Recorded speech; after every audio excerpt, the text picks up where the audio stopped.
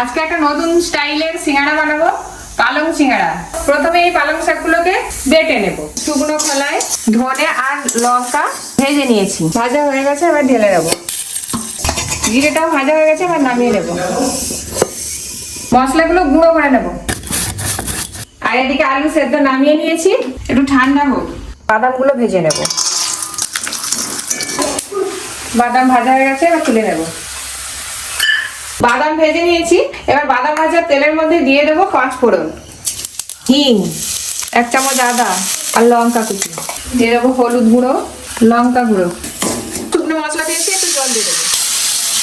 কাসুরি মেথিকে একটু ঘষে এর মধ্যে দিয়ে দেবো। মশলা তেল ছেড়ে গেছে, এবার এই আর সেদ্ধ করে রাখা আলুগুলোকে এর মধ্যে দিয়ে দেবো, অল্প একটু ভেজে নেবো। এবার এই আলুর মধ্যে দিয়ে দেবো ভেজে রাখা বাদামগুলো, দিয়ে ভালো করে এই আলুর সঙ্গে মিশিয়ে নেব। রেডি হয়ে গেছে।